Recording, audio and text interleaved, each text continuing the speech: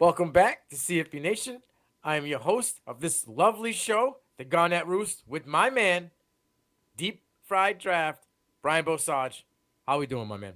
It's sad this week. Last week we were happy, man. This week Yeah. we come in a little sad. Got took it on the chin Ugh. Saturday night. Uh, It was was it rough. wasn't good. It was rough. It really was. And on all three phases of the game, Yeah. literally offense bad, defense bad, special teams bad. All three phases. There was a couple of flash happy moments, right? And then you got brought back to me. I rewatched it when I got home from work again today. Man, there's just a lot of chunk plays that they couldn't even like yak yards everywhere. It was Yeah. sloppy. I mean, there were a couple plays that you're like you just threw, like the deep ball to Squirrel White. I think it was. I mean, Yep. that's just a great play by a Yeah. player. I mean, you can't fault that. But the play to me that comes back and defined that game, and we're going to talk a little bit more about Rattler a little bit, was the right before the half there, and I blame Dole Loggins as well as Rattler for this throw. One, why are you doing that? Yeah. Run the ball. Yep. Tennessee has to burn their timeout Yep. and just go on with life. But instead, Rattler tried to force a Force ball it. that gets picked off and run back, and the game's over. Right, the game is over. They never Right recovered. there. No. Never recovered. He came out like a ball of fire too. Like he had that run right off the rip. Right, it was I think it was the second play Mm-hmm. of the game, right for them. He had that run and he like swiggled out, got away from pressure, got I think it was a first down as well, and then the touchdown. He put it on the table in front of everybody for that one. He was jumped up there and made him Superman it, but it was a lot of ugliness outside of that.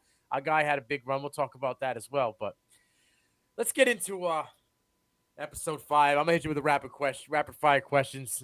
Let's see what you got for me. All right? Let's go. Do you still believe the Gamecocks are going bowling? Yes.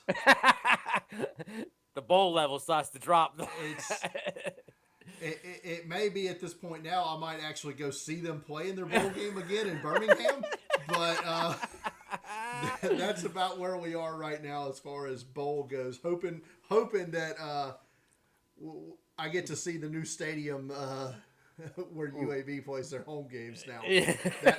That's the dream at this point, is just getting to the Birmingham Bowl. It's Ooh. it's it's a struggle. I mean, you've got what you're 2-3 now, so you've got 7 games left. You've got to win 4 of them. You got a I little think, gauntlet here. yeah, I mean, I think there's some wins there, but you know, Missouri's all of a sudden looking very good. Yeah. Kentucky's looking very good. Yep. Uh, I feel good about Vanderbilt and Jack State, but But beyond that, you've got to beat Florida at this point now, right? You have to. That's if almost it's like a must win at this yes, point, yeah. because you still play Texas A&M, you still play Clemson. I mean, Clemson hasn't looked great, but I think against that offensive line, Clemson's going to look like Right. studs. And Jack State could sneak up and give them a little bit of fuss. I'm not saying that they're going to come in there but if they give them a little fuss and you start getting these forced throws by Rattler and turnovers make points, then now you could be in a very sticky situation very quickly. So, yeah, it's not easy road going forward at all. No, and it's such a disappointing the way Yeah, that we the started. expectations maybe coming into the season. It's a little disappointing and disheartening, but you Yeah. know, if you play the game tight against Georgia, you feel good about your team. You Mm-hmm. come back, you beat Mississippi State, and With it. you pretty much handled them the whole game. Yeah. Yeah. You know, the game's never really what you call in doubt. But then you go out there and just get smoked by Tennessee with a quarterback I think we I, both agree is not thank you. good. He's showing his true colors now, right? All of those smoke and Right. mirrors going Yeah. in. I mean, and you even get 2 turnovers off of Milton, and you still get drubbed by 24 points or whatever it was. Yeah. It's not great. They in my eyes, they just were out physical in South Mm. Carolina, like the whole game. All right, number 2, back to back Rattler down games. Are we seeing the regression, or is it because we're still one? dimensional, and he's getting frustrated because he's getting murdered, and he's always on the run. I feel like that's part of it. The offensive line is definitely a part of it. Mm-hmm. He's taken too many hits. Yes. And that's got to be wearing on him too, because now, and that's going to screw with your mechanics. Yep. Because you're all the way always checking around your feet, right? Is there somebody at my back? So your clock gets messed up in your head. You don't, Yes. and you're wanting a lot of these routes to break downfield, and they just can't because they don't have time, because your offensive line up the middle or on the outside can't hold.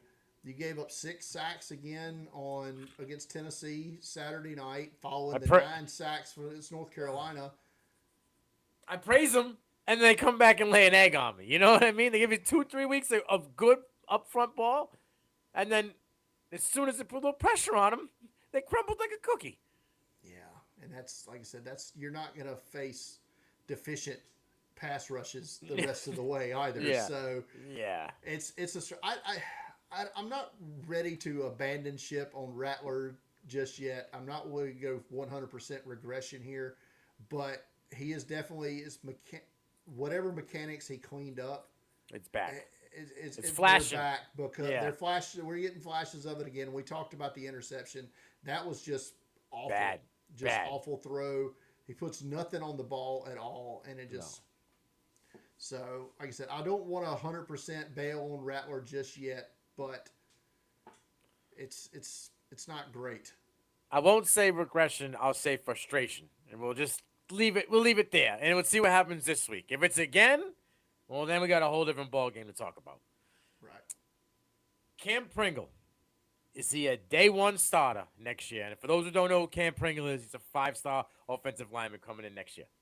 6'8", 335 is what he's listed at. So he's probably 6'6", 320. I'll take that. Which is still great. Yes. I'm going to say no. Okay. Because of the sheer, not that he's not needed, because he is. Yeah. Make no mistake about it, he is needed. But how many true freshman offensive tackles do you see come in and have day one success in the SEC? I agree with you 100%. It's just like the success rate, the need. Yeah. You know what I mean?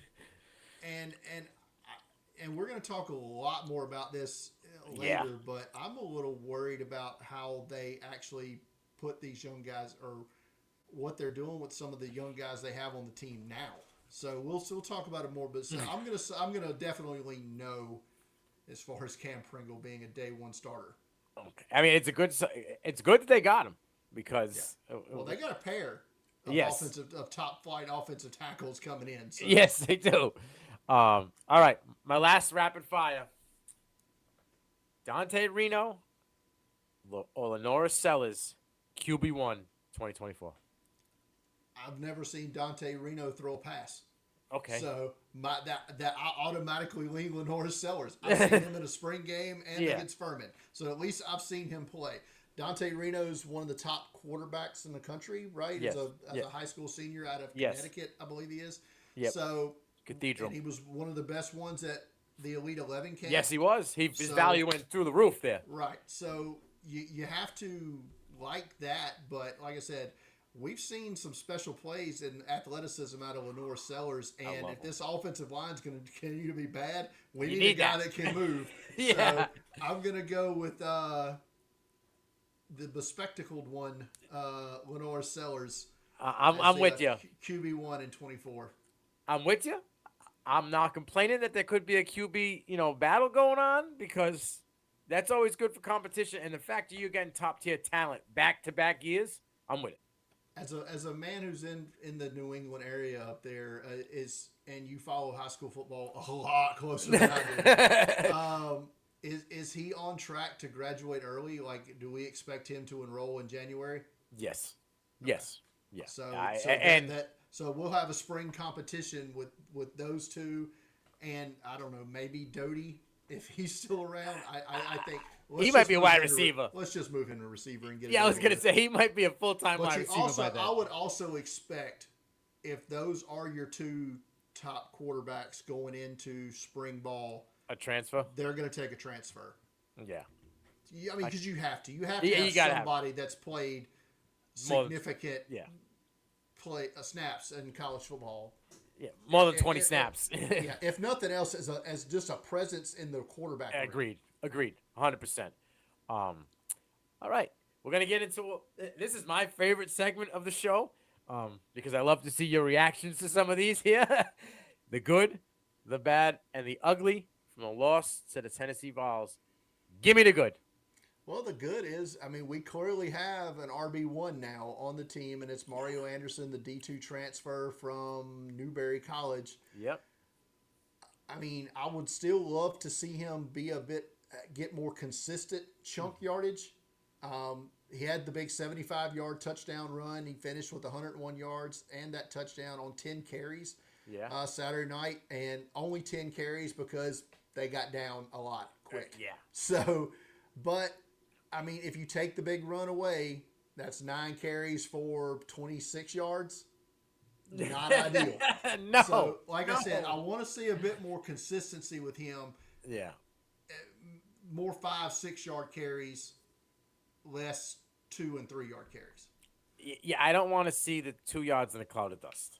I need to see a little. I'll take 5. I'll take, for every short or negative play, if you can turn that into a 10 or an 8-yard gain after that, I'm cool. I understand. I watched Barry for a long time. He'd get 25 and then he'd lose 10 and then he'd get 30, but I can't do the 2, the 3, the 0, the negative, the 2. We gotta figure something out there. Why is it that he gives me? I know he's a D2 guy, but the way he moves and the way he likes contact, because he loves the contact. He doesn't try to shimmy away from any of it. I get Jerome Bettis, like the size of him, the way he moves down the sideline. I just get that vibe. I'm not saying he's at that level, but his stature and the way he plays the game. Yeah, I mean, he's definitely not as big as Bettis was. He looks though like in that he run. Does look like he's thick. He is thick, and that's a fact. But yeah, you didn't see Bettis getting hit at the line of scrimmage and going down. Stop either, it! so. No, and I agree. I agree with you. Give me the bad. I struggle with this because there was a lot of bad in this game. But I just want to hit on an overall feeling I'm getting as we go further here. The secondary itself seems to be having an overall lack of talent. Yeah. And they run 5 DBs out every game. The second best defensive back at this point isn't even a starter. Yeah. That's sad. So, and that's kind of where we're at here. And I got a feeling he's gonna work his way into the starting lineup at some point, probably over DQ Smith, if I had to guess, because he's put together bad other than the interception he had of Milton early in the game. DQ Smith has been pretty awful the last 2 weeks. 73% reception rate. Like, yeah, come on, that's not gross. That's not gonna fly, man. But and Jaylen your boy, Kilgore, your boy O'Donnell. Yeah. He's got targeted 19 times and he's given up 16 receptions. Yeah. So, Dial's been good, mainly because they're not throwing at him. Yeah. But I think Dial's an NFL player. I think Yes. he's a late round guy, but I think he's an NFL player. Kilgore's been great. Phenomenal. He's on the field. I mean, what you got him down here? 302 snaps in 5 games. Yep. He's got an interception, a pass breakup, made 44 tackles, 14 of them in the run game. I mean, Kilgore's been very good for a true freshman. They've got some contribution as well from another true freshman in Judge Collier. Yes. He had the fumble recovery run back against Mississippi State last week.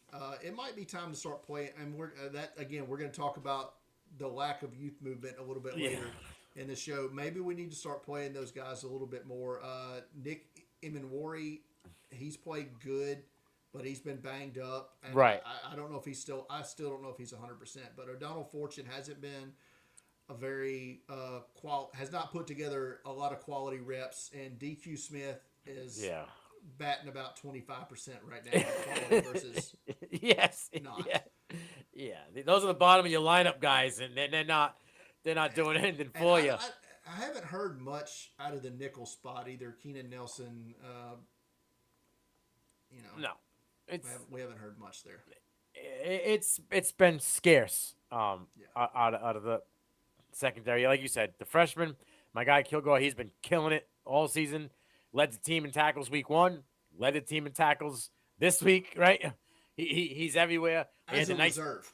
exactly, and he had that nice pick on Milton, bro. He ate him up. He baited him on that one. Well, Milton also had it was kind of a 50-50. It was a bad throw. Like I don't know where he led him the wrong side of his body, but yeah, I'm all about Kilgore. I like Dial a lot too.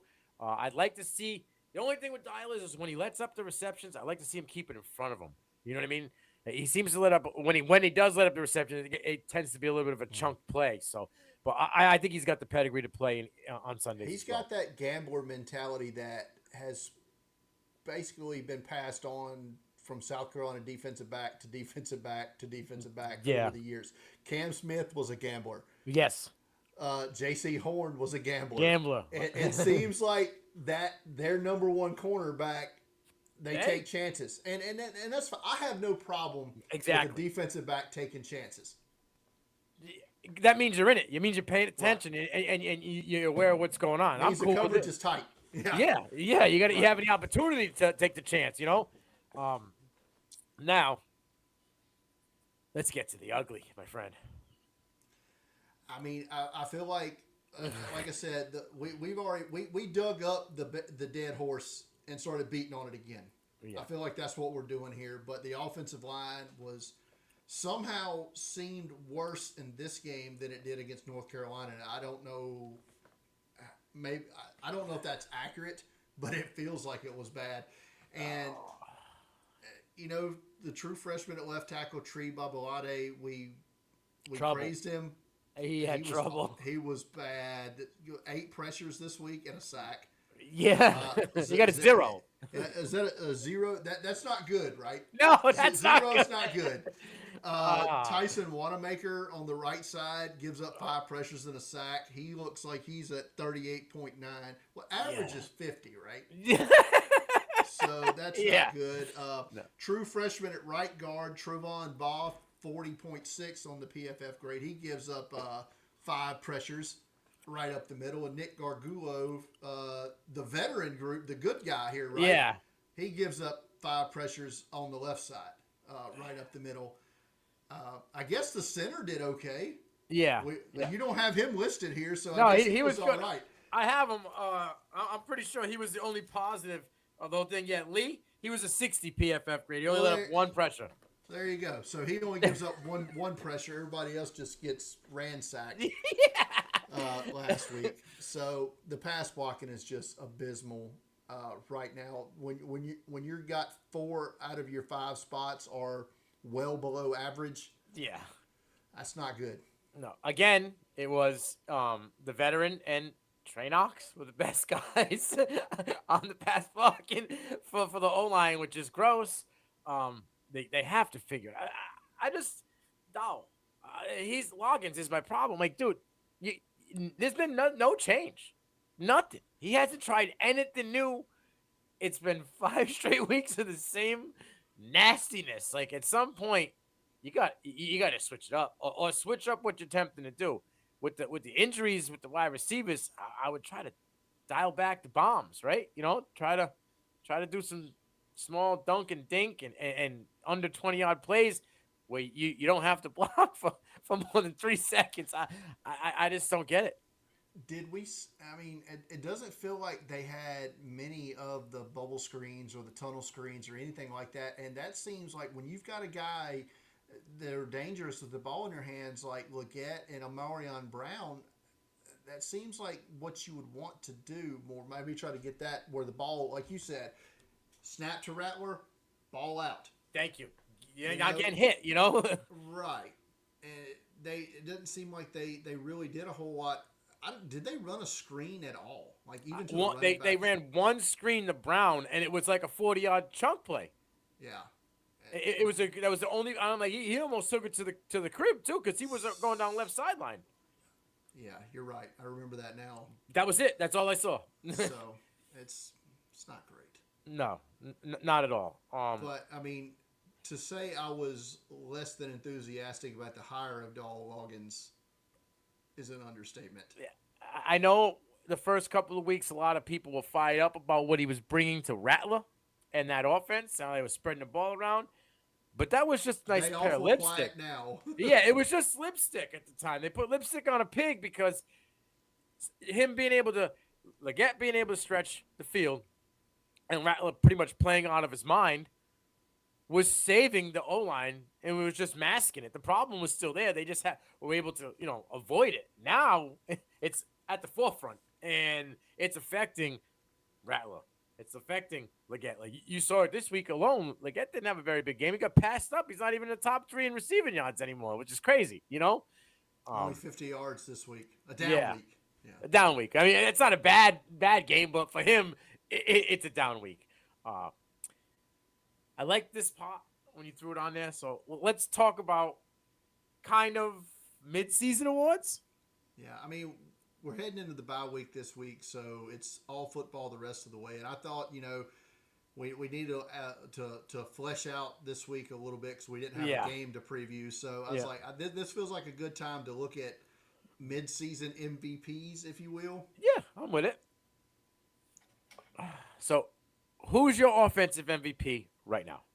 I mean, to me, it has to be Rattler, I guess, because MVP is a quarterback award, right? So it feels like if he's having the success that the offense has had, what success it has had, it goes through Rattler, right? Even with the big numbers Leggett's put up so far, right? If Leggett would have had more of a special teams impact, other than defensive special teams, he's been great as a gunner, right? But we haven't seen him, because he hasn't really had any opportunities in the return game.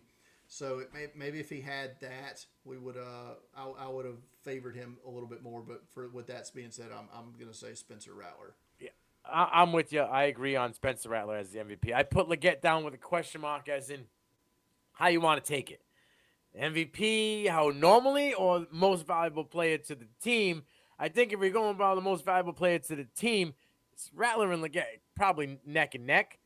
But if we're going to go by the standard of what an MVP is now, it's got to be Rattler. A part of me working against Leggett in this argument as well is if we've got a healthy Juice Wells, how much of a numbers solid. I mean, his numbers are probably still good, but not as leading the country. Yeah, right. Yeah. I agree with you there. That's a solid point. Give me your defensive MVP right now. I mean, it's got to be TJ Sanders, right? He's the only person that's having a real huge impact on the defense, especially, I mean, just in the Georgia game alone. I mean, you could have made the argument that Sanders is the best defensive player on the team just based on that one game.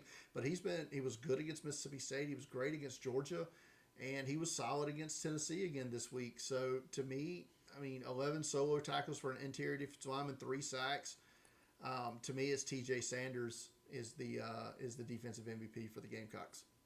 Yeah, I thought about giving it to his counterpart, the other guy on the inside, but he's just got too much that jump off the table. The 9 total pressures, the 12 run stops, right? He's got 5 tackles for loss. He just has, he's filling the stat sheet. He's pretty much the only guy in that front 7 that's doing anything every game, week in with week out. So I'm going to go with TJ as well as a defensive MVP. Give me your most impactful transfer player right now. I wrote 2 names down here, and I'm gonna circle back around. I'm gonna go with Trey Knox, the tight end, transfer over from Arkansas. He's impacted as a blocker and as a receiver. He's good after the play.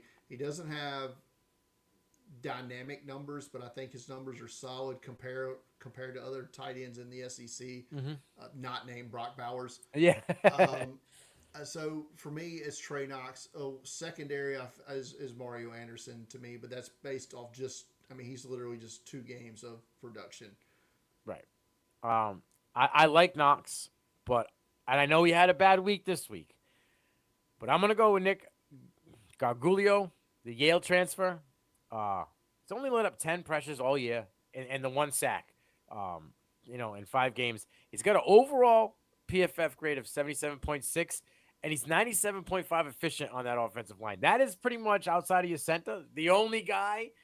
Think about what it would be if he wasn't there, right? You know what I mean? So in that wise, I'm like, you know what? He's greatly impactful to that offensive line because they would be probably the seller if it wasn't for him in every statistical category there is. So I'm going to go with Nick. I would get more behind this if his number of pressures was less than 2 a game, maybe. Yeah. I mean, even if it was just 1 a game, maybe. Well, when everybody else is getting 5, you know what I'm saying? Right. So. I know. Everybody else is allowed 25 pressures in 5 games. Yeah. So, yeah, but, I mean, that would be my only argument against Gargulio. Yeah. I'm with you. And I when I wrote the 10 pressures down in 5 games, I was like, but, like, I'm just thinking, like, how bad they've been. If he wasn't there, man, it'd be gross. Give me your best freshman of the year so far for the Gamecocks. I'm with you, I think, on this one. Yeah, it's to me, it's Jalen Kilgore, right? I mean, he's the go-to here. I mean, just with the numbers he's put up have been great up to this point. So, Jalen Kilgore, I mean, I'll let you elaborate more on what kind of numbers he's put up in 5 games as a true freshman, despite not having a single start under his belt. Yeah, which is crazy. And the fact that, like, I saw an interview with him, and he said he knew that that they were young and that they were going to have the opportunity to get in there and play and to make the most of it. I mean, the kid's making the most of it. 40-foot tackles, 35 of them are solo. He don't need any help. He can do it all on his own, right? We saw that he's got hands just this week alone with the pick on Milton. And I think it was, I want to say it was 2 weeks ago he had the pass breakup. Yes. Or was against Mississippi State, right? Yeah. Yeah, so he's got hands. He's good in coverage. He can play down in the box, stops the run. I think he's got like 13 or 14 run stops already. So, like, the kid's got juice. And not starting, and you're playing over 300 snaps in 5 games, and you didn't start a single game, I think he needs to start starting. You know what I mean? I think it's time where him and Nick are the guys in that, safety spot. It tells me a lot as well that Pete Limbo and Shane Beamer trust him on special teams a lot too, because he's playing a lot of snaps there as well. Exactly. I'm all about him. I've been about him before the season started, and I'm going to keep riding the train. Let's talk about my topic here that I wanted to bring up and say. A couple weeks ago, we were both on the train that we had a youth movement. Well, somebody forgot to fill up the furnace with coal. Somebody pulled the e-brake because I don't know what's going on. Outside of Kilgore, playing, and he's not starting, which is another topic we need to get into another day. But Pup Howard, okay? What's going on with Pup Howard's usage and Nick Harbor? Pup Howard. Howard to me is more explainable than Nick Harbor. Please explain Howard, because they got no production out of that linebacking core. So my thought is with Pup Howard is you're running a 4-2-5 defense, which means you're only putting 2 linebackers on the field, which right now are Stone Blanton and Debo Williams. I don't think you can take Debo Williams off the field because he's your most athletic playmaker as a pass rusher and as a sideline to sideline, go get them type guy. Correct. Stone Blanton would be the guy you take off the field, but right now, if I had to guess, I would say Clayton White trusts him to make the calls. And that's probably, to me, why Pup Howard's not on the field yet, because they need someone out there to make all the checks and all the calls. And I don't know this for sure, but I feel like that's probably Stone Blanton right now, which is why he's on the field more than Pup Howard is. 20 snaps, 12 snaps, 19 snaps, 19 snaps. Total of 10 tackles, 6 solo, 2 run stops. The guy on the field hasn't had a grade below 73 PFF-wise. Right. He's green lights everywhere you go, every stat you look at. He's a tackling machine when you give him the opportunity, right? I think he has like a 1.2 missed tackle rate, which is nothing. Which is not what I'm willing to bet we can't say the same thing about Stone Blanton. Exactly, right? But right. Is there a way that we can put him in like this nickel slot and maybe blitz him off the edge, like get him close to the? I don't know, but I feel like he needs to get some playing time, a little bit more than 20 snaps. You know what I'm saying? I'm going to touch on a little bit of this in our next go here, next line. But I got a feeling we're going to see some changes when we come out of the break. All around, or there might be some other changes. I mean, as far as usage goes, and some philosophical changes and stuff like that. Yeah, like you look at Haba, and we've been hearing that he's supposed to gonna get more. 9 snaps, 21 snaps, 8 snaps, 11 snaps, 6 snaps, and those snaps aren't even all on offense. He had 21 snaps total, 9 of them were on offense. 1 target, touchdown. That was against Furman, but like this week only, he had 6 total offensive snaps. I don't even remember seeing him out there. I don't either. And I mean, I'm seeing your numbers here, 6 on offense. When were they? Yeah. I have no idea when he was on the field. It's crazy. He's been targeted 1 time. And it wasn't even by Rattler, right? It was by Sellers. That was by Sellers. This is something they've got to figure out, and that's going to lead into we're right what there. we're going to talk about. Right where we're going to be. What are the goals that we need to accomplish coming out of this bye week, my man? Well, I'm just going to go straight to point 4 here. They've got to figure out a way to get something out of Nicholas Harbor, or somebody else is going to next year. I mean, you've got to. In the age of the transfer portal, yeah, you've got a 5-star player, a freak athlete, 10-2 100-meter dash at 240 pounds, and you can't get him on the field. I mean, with all the injuries, right. Brown, right? Juice Wells, you can't find a spot for him. So I'm starting to question. I fully wanted him on offense from the get-go. Yes. My flip side is that maybe they should have made him. Maybe they should have left him on defense and let him rush up, because he did that in high school as well. Yeah. I don't know if they chose poorly with his skill set. I mean, I think his skill set's much more. It should be more suited to offense, but the fact that we're sitting here for 2 weeks in a row now, and my top point here is something they've got to get an exterior pass rush. You have nothing coming off the edge right now. You have 1 sack from an edge defender in 5 games. Hey, in this Tennessee game, okay, I paid attention because we've both been saying it's only been up the middle, right?